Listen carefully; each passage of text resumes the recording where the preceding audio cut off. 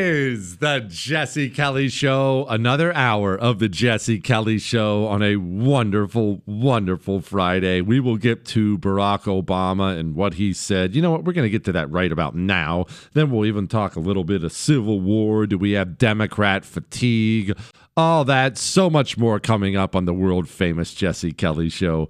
Now, let's begin with this email, because it'll lead me right to what Barack Obama said on stage. The email is, Jesse, I still fully believe the Chernobyl disaster and other countries finding out about it was the single greatest factor in killing the Soviet Union.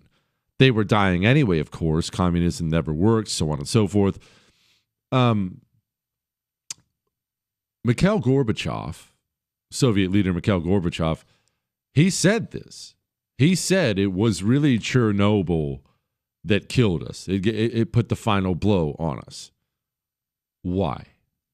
Why was that the final blow? Well, the Soviet Union, obviously you know about the Communist Revolution. They have this Communist Revolution, 1917, this horrible civil war, and then this major country on earth, Russia, became a communist country. So you have all this land, all these people, all these resources under communist control. And they tried to make it work. And things just kept dying. Centralized command of any country and any economy does not work, cannot work, will never, ever, ever work. But they were able to make it last for decades because of completely controlling information, interior information and exterior information, meaning they controlled every media source inside the Soviet Union. You weren't going to be a newspaper that stayed open very long if you criticized the communist government. All the TV programming had to be approved. They controlled all of it, complete 100% control of information. Unless you're somebody smuggling in newspapers on the black market, if you are any normal Soviet citizen, every single thing you see is controlled. Now, on the exterior front, people were dying. Things were dying inside of the Soviet Union, but they would tightly control what the outside world could know about. Now, combine that with things like this. America's left, it's not just modern, America's left, they are communists.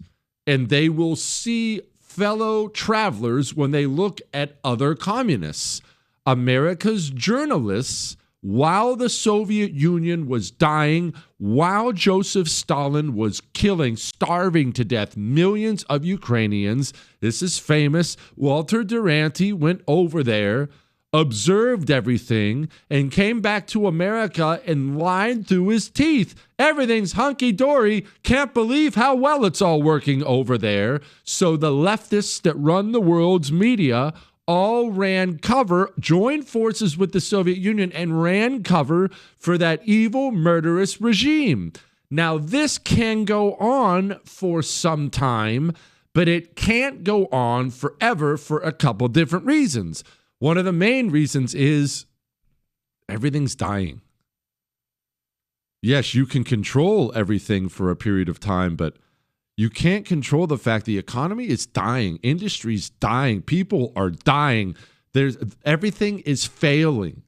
Things are failing because a bunch of moron communists run everything. They are appointed for their communism, not their ability. None of this sounds familiar, right? They're appointed for their communism, not their ability. And when you do that, what do we call DEI?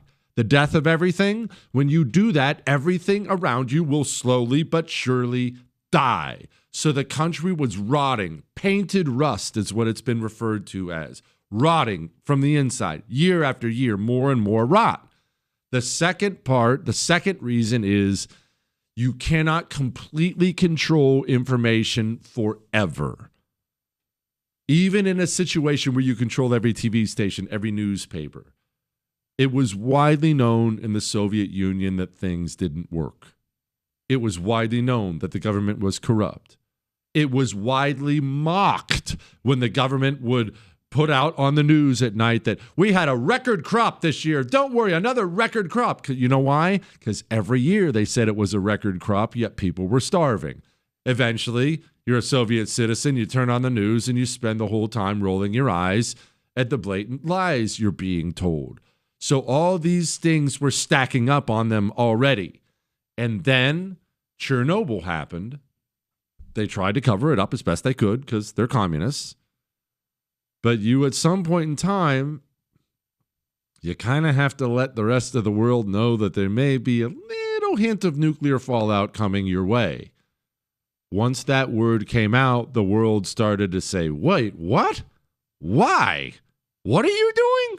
What happened? And you don't want to, but you have to open up the books and show the world, this is who we are. This is what we're dealing with. This is why it failed.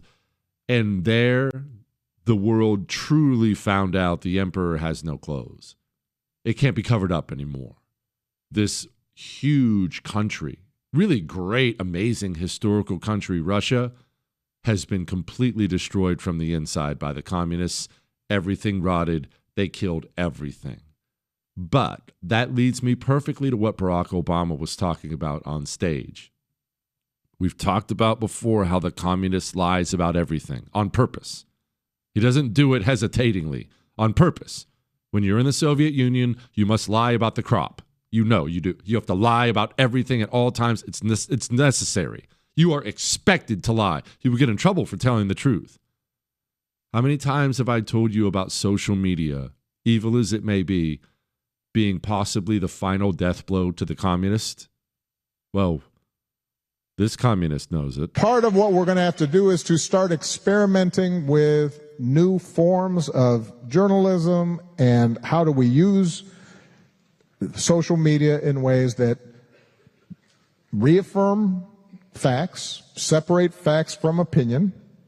We want diversity of opinion. We don't want diversity of fact. By the way, it will require some government, I believe, some government regulatory constraints.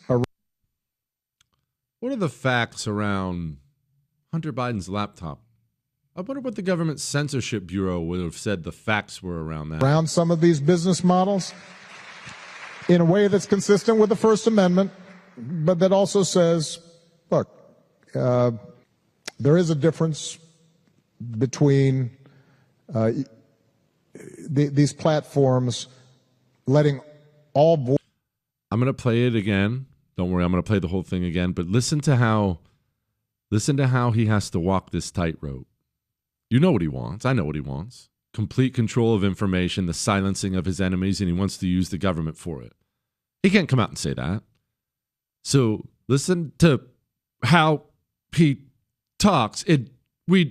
Obviously the First Amendment's important, but you see, we kind of have to ease our way into. Listen to how he talks. Voices be heard versus a business model that elevates the most hateful voices, or the most polarizing voices, or the most dangerous in the sense of inciting violence voices.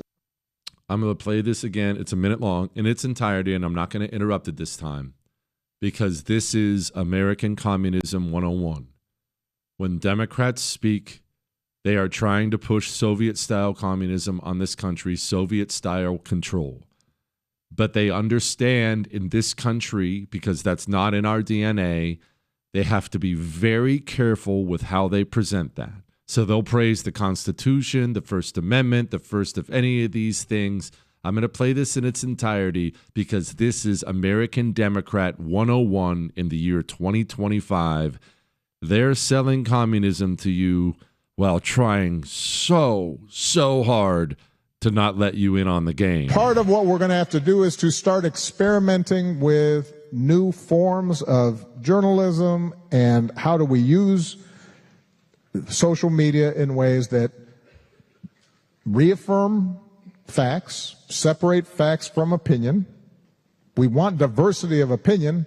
We don't want diversity of fact. By the way, it will require some government, I believe, some government regulatory constraints around some of these business models in a way that's consistent with the First Amendment, but that also says, look, there is a difference between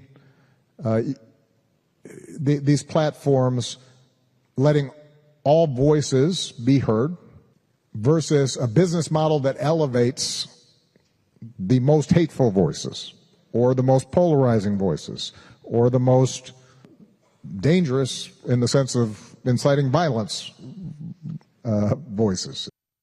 Our communists aren't any different than the Soviet ones. And Barack Obama's been trying to walk that tightrope for a very, very long time. Under my plan of a cap and trade system, electricity rates would necessarily skyrocket. Always the same thing. Whatever, let's move on.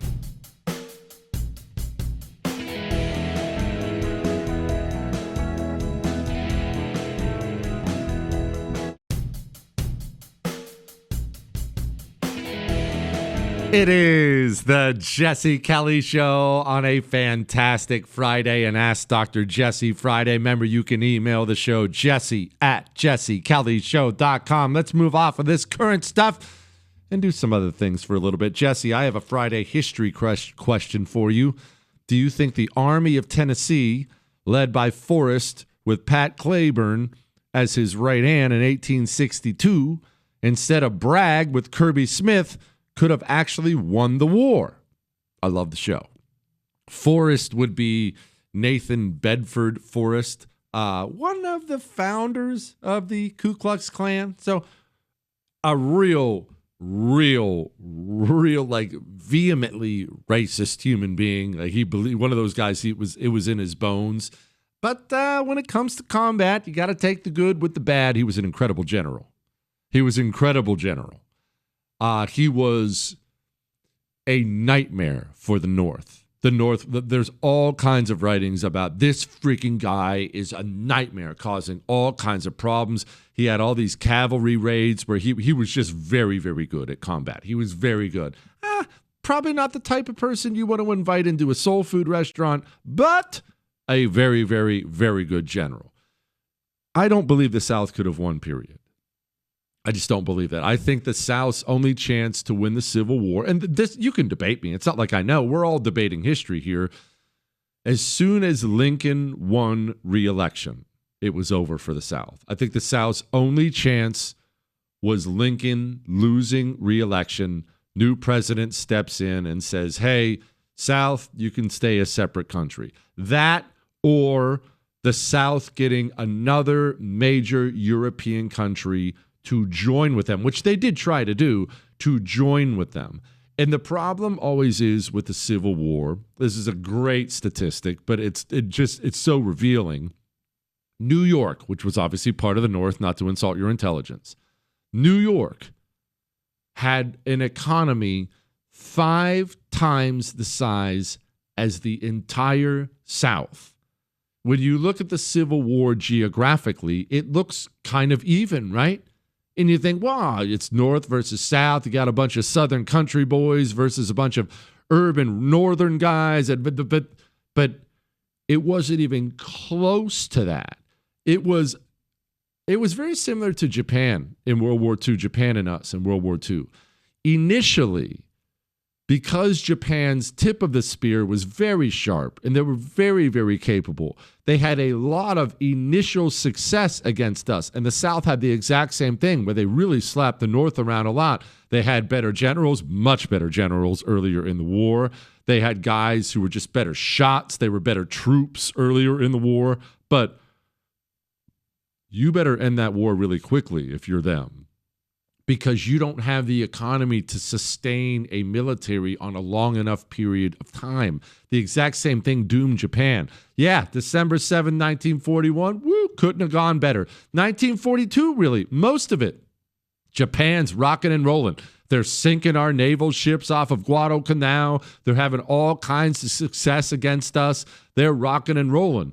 But they're losing planes, losing ships during this time, and they just didn't have the economy to produce as much as we could produce, and they just got overwhelmed. The exact same thing went through the South. There's all kinds of historical. What if Lee had appointed this guy instead of that guy? What if Lee hadn't done this at Gettysburg? I've seen this a lot because Lee made some very fateful decisions at Gettysburg. What if he hadn't done this and had instead done that, and the South won at Gettysburg? Even if the South had won at Gettysburg, that wouldn't have changed the trajectory. And the trajectory was the South really never stood a chance. They just didn't have it economically. They didn't have it economically. You can't survive forever like that. They didn't even have control of the seas. And you definitely had to have that. You had to try to control the seas. What, Chris? Chris said, what if we got British support in the South? What's this we stuff, Chris? Okay, so I'll set aside the way Chris asked that question. What if we got British? Well, that would have changed things. That you need. You need a big benefactor sometimes. When you're the underdog, when you're overwhelmed economically and militarily, you need a big brother of some kind to come in and help. Now, the problem with that is that's usually going to come with strings. Look at exactly what's happening right now with Iran and Israel. Israel's all, hey, America, you could help. You want to help? I feel like you should help. Hey, why don't you step in and help? We're accepting all help. You want to help? You want to help? You want to help? I understand why they want that. Better keep in mind, Israel, that's a dangerous game. American planes start dropping American bombs. American ships start running missions over there. America is going to choose to have a big say in how things play out afterwards. You ask Big Brother to come help. Big Brother oftentimes will come help, but then Big Brother's going to pick what we're having for dinner that night. That's kind of how it works. Let's move on. Let's talk about Democrat fatigue. First, why didn't I re-enlist in the Marine Corps? Next.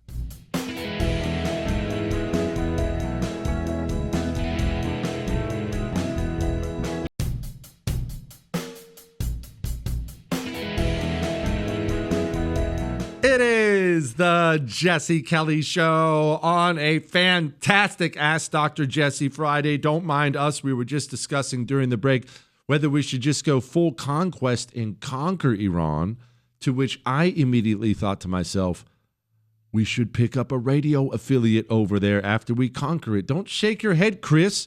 And then think how big the Jesse Kelly Show would be over there. It would be huge. I could totally see it. It would be enormous. What? Chris, what? It would be enormous over there. I can tell they have an appetite for the Jesse Kelly Show. Who doesn't? Dear Machine Gun Kelly, recently I think I heard you say you didn't re-enlist. Not judging, I don't mean to pry personally, but I was curious what led to this decision. Were you disillusioned? Did you feel you accomplished what you'd set out to do? Why did you decide not to re-enlist? His name is Eric. Okay, so when I was in Iraq, I was coming to an end of my 4 years. It just happened to work out that way. I had months left. It was 4 or 5 months left. And my 4-year enlistment, I signed up initially for a 4-year enlistment, was coming to an end. Now, I know you're going to find this shocking. I was certainly shocked by it as well. But I did pretty well on the ASVAB, the aptitude exam you have to take going into it. I did so well that I qualified for any MOS I wanted in the Marine Corps. They were going to let me do whatever I wanted. And my father was so upset to his dying day about this. I chose infantry. He was so mad. He's like, what are you going to do with that? That's not. So I said, Dad, I'll kill people. That's important. Anyway, they knew that, right? They keep a file on you. And I had been promoted to corporal by that point in time. So I was a non-commissioned officer by that point in time. Now, my plan was to get out. I had always intended to do 4 years. I had never intended to do 8. I had never intended to be a lifer. I wanted to better myself, serve my country, grow up quite a bit, which I obviously needed to do. I totally have by now. I am a very, very mature human being. You know, freedom is not free. Daggone right. I needed a lot, but I only wanted 4 years of it. I wanted to serve. I wanted to see if I was tough enough to do it. But disillusioned, I don't know how to answer that question. We were frustrated by the end of Iraq, no question about it. There were a lot of things over there that chafed on us a great deal, a lot of things. One of the big ones, but it probably was the biggest one for me, was the day we were told to put away our American flags.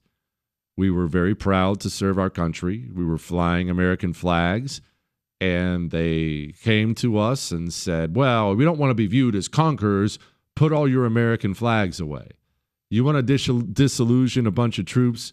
Go tell them to put down the flag they're supposedly fighting for. That may have been a small moment for whatever idiot politician or general came up with that policy. It was not a small moment for us. That moment right there was probably the moment I didn't re-enlist. We were very upset. To this day, I'm very upset about that. So I was, I guess you might say, disillusioned a bit, but certainly not hating it, not hating the Marine Corps by any stretch. I appreciated a lot of things about it. It had been quite an adventure. And they came to me with something every guy wants, an offer to be a spy. Kind of. Let me explain.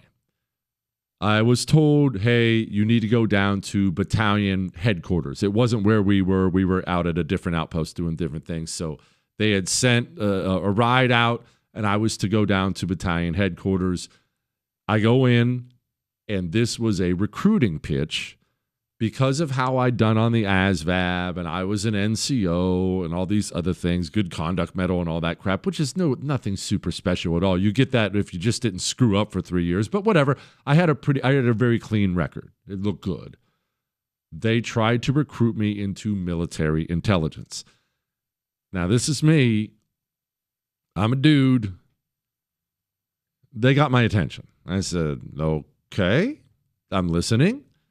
And they took me over and they showed me all the military intelligence, stations they were at, and were talking to me about very vaguely about some things they were doing. And look, I'm half listening because I'm thinking the same thing any red-blooded American male was thinking. Wow, I'm going to be James Bond. That's the same thing. Look, what do you want me to tell you? I wish I was more mature about the whole thing. I wanted to be a spy, okay? I wanted gadgets in my shoes. I wanted an exploding pen.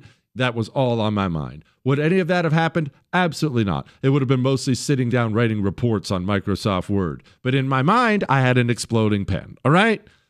My one thing was, I was 23, 22, 23 at the time, something like that. I was 22, 23. I knew that, well, for me anyway, my career clock was ticking. I wanted to go start some sort of a career. So if I was going to sign up, I think they wanted me for another 3 years.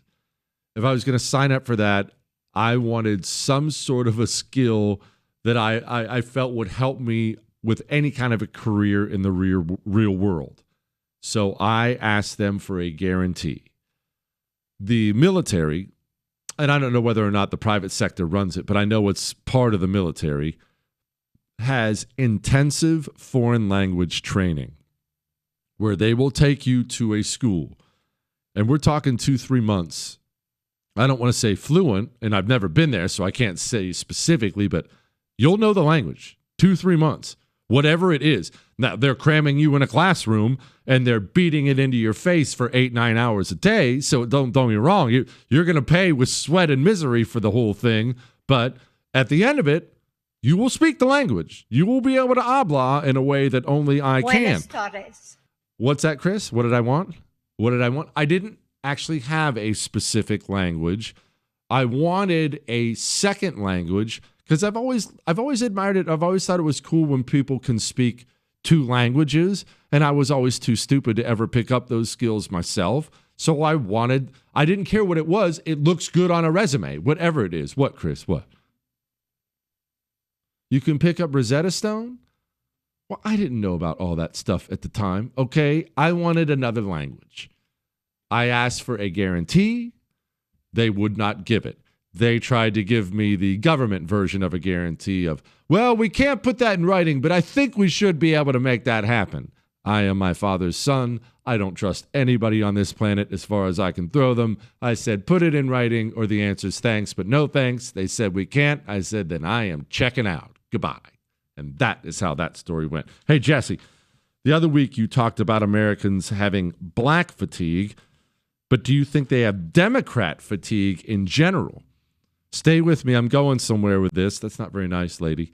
I'm seeing a lot of people on social media who are sick of the riots. They're sick of the protests. They're sick of everything surrounding illegals. I'm seeing no sympathy for the people being hurt at the rallies. I've heard a lot of people wanting the Marines to come in and take care of things.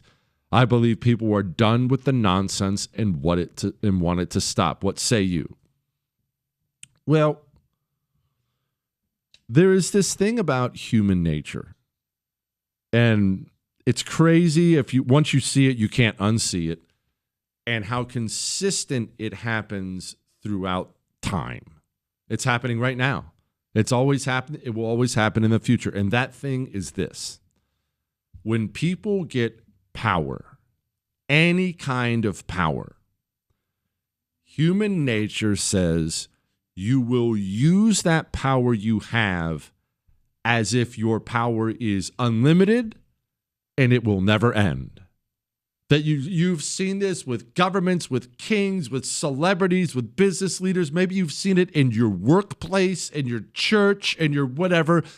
When people get power, I guess it just warps your mind. You think to yourself, I'll have this forever, and my power is unlimited, so it's party time, baby. And that's crazy because all of human history points to the fact it will end, so you should be very careful how you use it. I'll explain how that pertains to Democrat fatigue and all that stuff in a moment.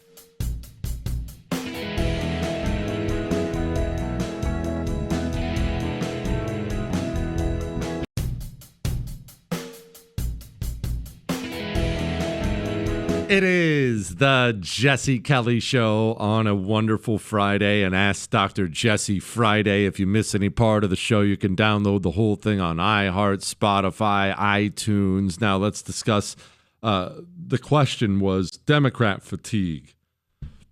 Do people have Democrat fatigue? Oh, the endless Democrats are screaming about things like the deportations and calling ICE human traffickers. We have ICE federal agents pulling up, terrorizing our communities, hopping out of unmarked vans, stealing and, yes, kidnapping people, not giving them their day in court, and, yes, human trafficking them to other nations, other countries. But it's not catching on. According to a new NBC poll, 51% of Americans say they support Trump's handling of immigration and the border. We lived through, you and we lived through what was possibly, I don't want to oversell it, peak communism in America. What I mean by that is, we'll call it the year 2020, and Joe Biden had just had just gotten elected. In the year 2020, Joe Biden gets elected. Democrats have, at this moment, they have complete control of the federal government. They still have control of most of it. Remember, 92, 93% Democrats. They have complete control over the American media.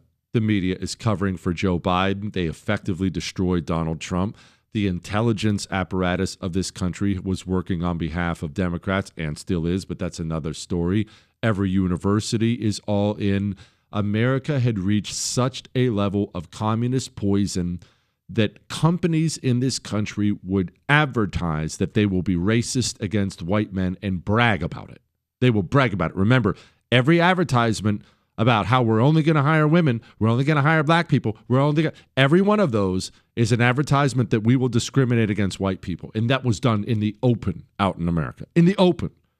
They reached peak insanity to such a level. They started at the highest levels of the Democrat Party pushing tranny nonsense onto children. They reached such a level of power that these filthy demon communists in the school system started putting gay porn in child libraries so little kids can watch it and read it. That is the level of disgusting demonic insanity this country was at just 4 or 5 years ago.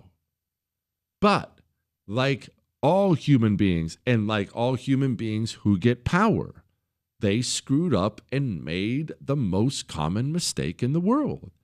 They operated, once they got power, as if A, the power was unlimited, and B, the power was never ending. We have unlimited power. We can do whatever we want. And we'll have that unlimited power for the rest of time. Human beings all do this. Have you ever heard that saying, be careful how you treat people on the way up? You may meet them again on the way down. And that usually is a saying about your career is what people are normally talking about. You're the new hot shot at work. You're getting promoted. You're sales manager. They're going to make you GM. All the other salesmen who came up with you, you're leaving them behind. You're now the guy making all the money, getting all the promotions. And the lesson is, hey, be really careful how you treat that guy who's dead last in the sales room. A year from now, you may be the one screwed up your life, got a DUI, your wife took off with the mailman, and the guy you made fun of for being dead last got himself together. He's now your sales manager. How were you treating him when you were on the way up? You treating him like you were better than him? That's what the lesson is. But that really is a lesson for all people who achieve any level of political power. When the communists in this country conquered everything, complete ownership of everything, they could not control themselves, didn't even attempt to. They went wild. I'm going to tell you something. We know Joe Biden wasn't in control of his faculties, wasn't in control of the presidency. We know that the communists, real dyed-in-the-wool Maoists who surrounded Joe Biden, we know that they ran the United States of America. And we know that they hurt this country, perhaps mortally, but they hurt us very, very badly in ways that we may never recover from. That's how much pain they visited on this country. So all those things are bad. But in the end, that may have been a good thing because their inability to control their demonic nature revealed to the normies in this country just how sick and evil American Democrats are. When they didn't have a president who could hold them back from their worst impulses, when they could just do whatever they wanted with the auto pen, cut off gas exports, bring in 1 million prison gang members, when they just got to run around like the savages they are, the American people sat up and went, what? No.